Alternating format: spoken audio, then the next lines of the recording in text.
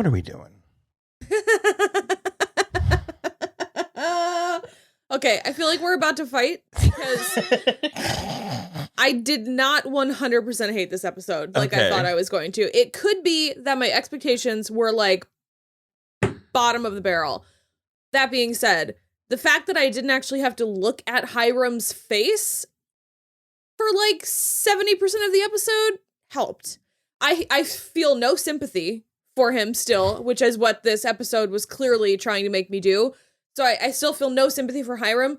I enjoyed the backstory. I'm not gonna lie. And I'm Will. Yeah. And this is So I'm Watching Riverdale. Sorry. So you enjoyed it. It was. What's that like? Okay.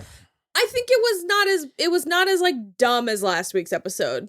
It was, for me, it felt like a foregone conclusion. It was just very duh. Yeah, of course. 100%. I didn't need any of these answers. I like assumed most of this stuff. It wasn't terrible. And I also thought that the connection to Reggie and his father was shaky at best. Okay. It was very Disney live action villain origin story prequel, where it was sort of like, we're going to find out why he's called Hiram Lodge. And the answer is because he said, what about Hiram? And Hermione said, what about Lodge? Simple as that. No, like there was he thought of another name that he liked. Yeah. And I don't know,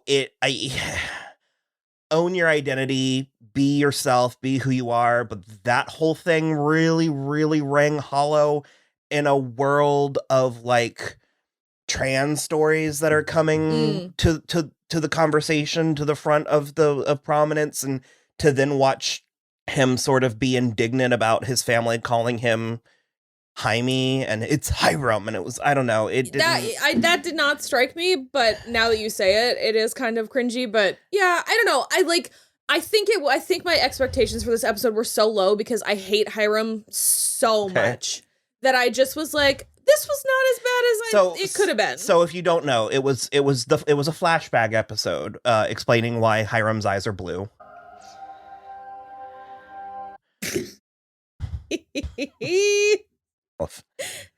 We opened up talking about his rosebud.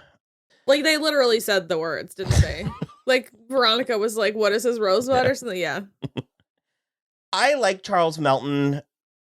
I like Charles Melton on the show. I like Reggie. He has never really been a crucial player, but he's been a nice thing to have around.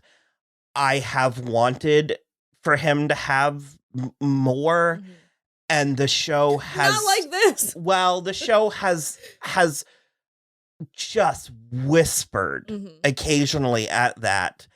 And then this felt like they were trying to do lip service to him. Like it felt like they were trying to be like, oh, but you're like on the show. And it just like, it was really hollow. I would have almost rather they just didn't acknowledge that his father used to beat him. That's the thing, because it's been like, and it's been like 5 or 6 times mentioned, and we witness it at one point, his father hitting him. And so I'm just sort of like, why? And like, in what universe does Hiram truly believe, well, my dad was a really good man and he shined shoes for a living and he was wonderful, but I wanted more out of life, so I disowned myself? How does that compare to, you should give your dad one more shot? I know he used to beat you bloody, but that's okay. He's still your dad. There was a... Are you kidding? There was a line earlier on where Reggie was telling off his father. There was a lot of, it was very exposition heavy in the way that like a student film or like a first time independent director, we're getting from all characters. We're getting a lot of like they were all in a coma for 7 years. Well, that's the other thing. We got another thing. Do you remember when Hiram could have retired 7 years ago? And I'm like, Jesus Christ. But it's almost as if like Reggie and his father have been working side by side. Yeah. The only 2 employees in this dealership, and this has not come up. Yeah. For 7 straight years. Not once was no Reggie. Tension, yeah. Not once was Reggie like, "Fuck you! You used to beat me." And then he throws at his dad. As far as I know, Hiram never laid a finger on his wife or daughter. that, as far as I know, is doing a lot of heavy lifting. Yeah. A lot of heavy lifting in that sentence. Yeah. Because I honestly I don't think we witnessed that.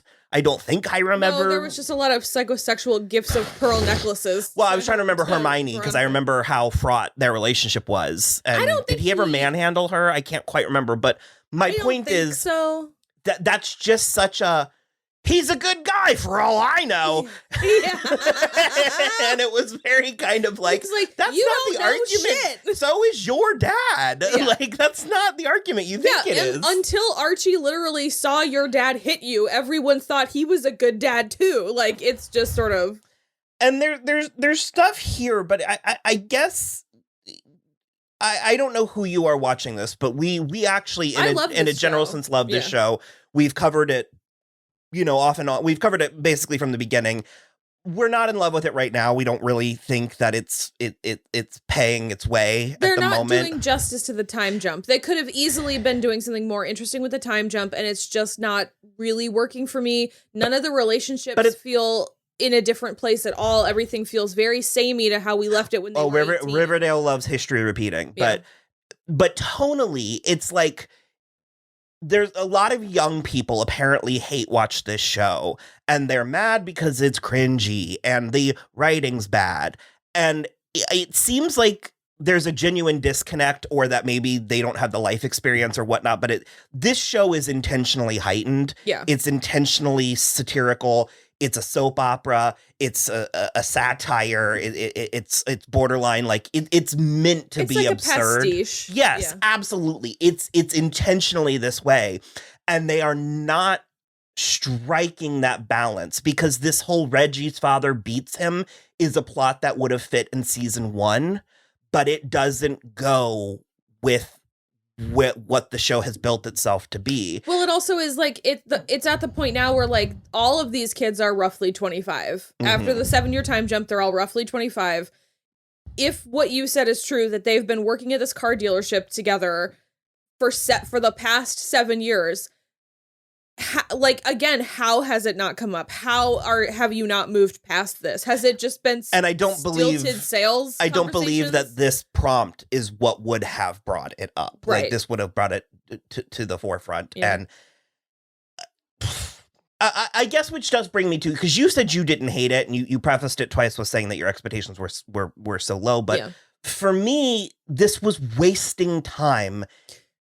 Sure. It reminded me of a late series Once Upon a Time episode, where they were sort of like trying to justify a plot they've already decided on. So we're going to flash back as to why it's always mattered, and to why it needs to be happening this way. I can definitely see that. There was no tension for me anywhere in this episode. No, I was not tense at all. There was no, and not to say that that I have to be tense to enjoy it, but it was just sort of, I got nothing from this. Well, you don't even have to feel tense. It's just there was no narrative tension. At no point was I wondering what was going to happen next. I got 2 things, because actually, so we sort of loved Marisol Nichols' Hermione, especially in season 1 and 2. Yeah. They really dropped and deflated the ball with her. And I saw she was going to be in this episode, and for a half second, I was like, so help me God if they brought her in just to be Apollonia. We did get seconds of her on The Real Housewives of whatever. It's New York. I thought that was kind of hilarious. I wanted more of that. I wanted more, because the Hiram stuff, I'm like, have we not only was all of this a foregone conclusion, I'm like, we already know this. Even the stuff that, like, we may not have known the exact details, but we did. Yeah. We kind of did. Yeah. And there was a second moment that brought me joy, and it was the Olive Garden commercial. I don't know if you're watching this on commercial television, but there was a tragic, tragic Olive Garden commercial. It's like never-ending dinners or something. It's just glamour shots of Olive Garden food to the 2013 mildly problematic Selena Gomez.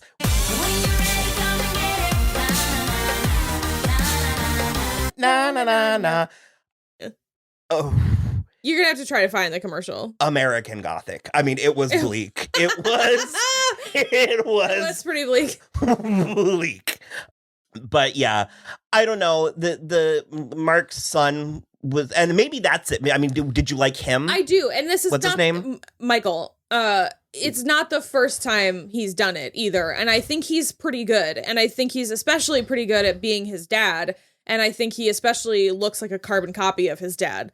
So perhaps that was why I like him and his performance. And then there was like very limited Hiram, and he wasn't like Mark Consuelo's Hiram, and he wasn't mustache twirling because he was just telling a story to Reggie.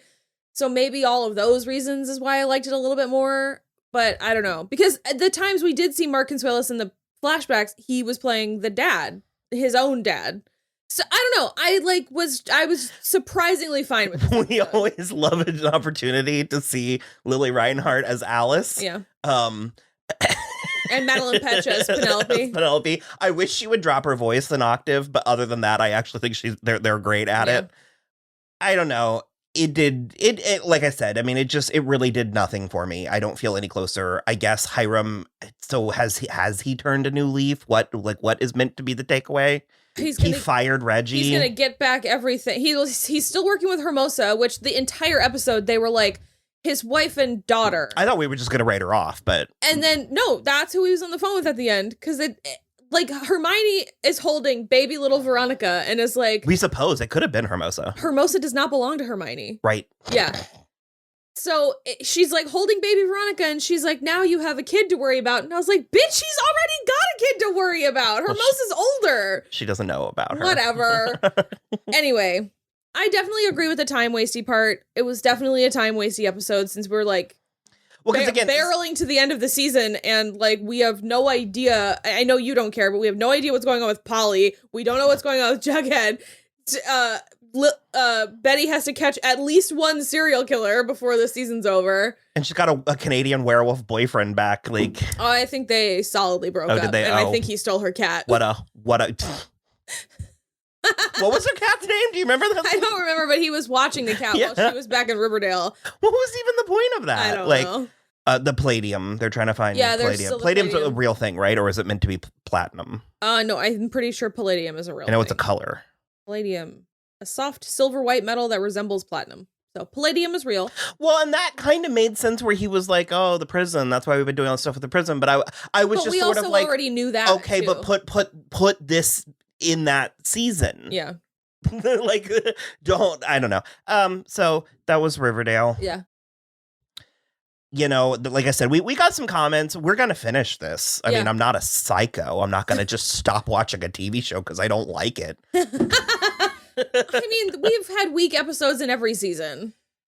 The trajectory is not promising from where I'm sitting. Fair enough. That being said, we're going to at least finish this season for sure, covering it. So, I mean, if this is not your bag and you just think this show is faultless, then maybe we're not the channel for you right now for this.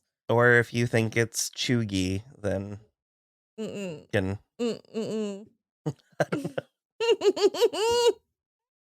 When you're ready, come and get it. Na, na, na.